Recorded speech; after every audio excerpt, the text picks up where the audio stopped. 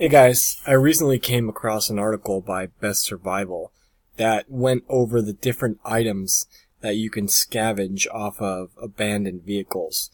And this is a pretty cool topic that we really haven't covered yet because there's a lot of abandoned stuff or stuff that people throw away, take to the dump, that in a survival situation you're going to wish you had. So he came up with 8 of them, and I added one of my own at the end. So here are 9 different uses for abandoned vehicles. The first one is obviously going to be the car body. If you have if it's raining or you want to stay out of the weather, doesn't matter how beat up the car is, you can still use the car body and the roof as a type of shelter.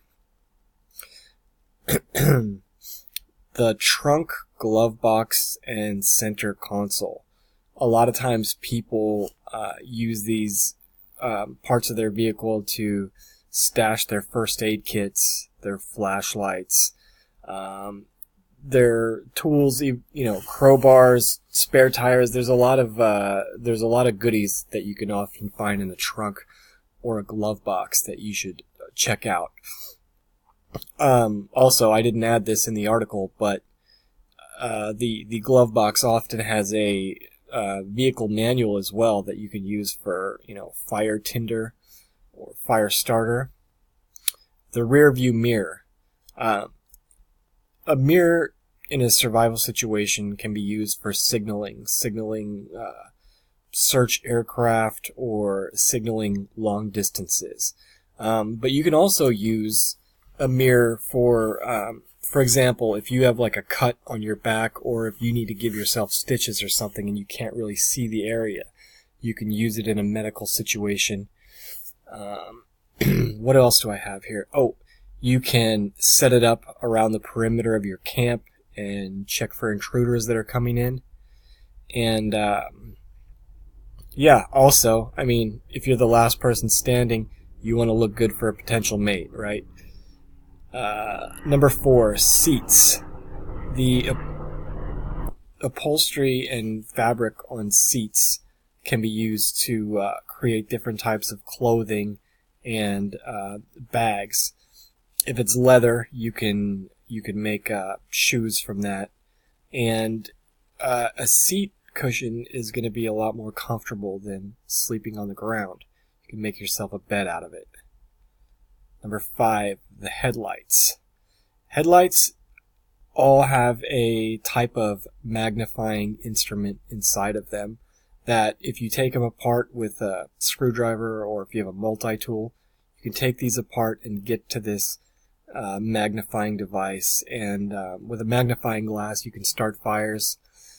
And you can also use them as a cutting tool. They're pretty sharp around the edges, or as a digging tool. The electrical wiring on a vehicle can be wrapped together to make sturdy rope, or you can use the individual threads to hang a tarp or a shelter. You can also use it for a snare trap. Number 7, the doors. Again, when it comes to shelter, you need to, have a sturdy shelter, and branches or a tarp aren't doing the trick. Sturdy door will come in handy.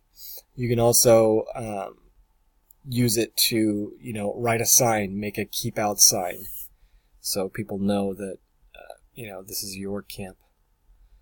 The seat belts. There's probably a lot more uses for seat belts than I put, but you can use them for a tow rope, a support rope for your shelter, or a hammock. You can also unwind each individual thread of a seatbelt, kind of like paracord, if you need to stitch someone up. And also, if you need to tie up an animal or an intruder, seatbelts are extremely strong and they will get the job done.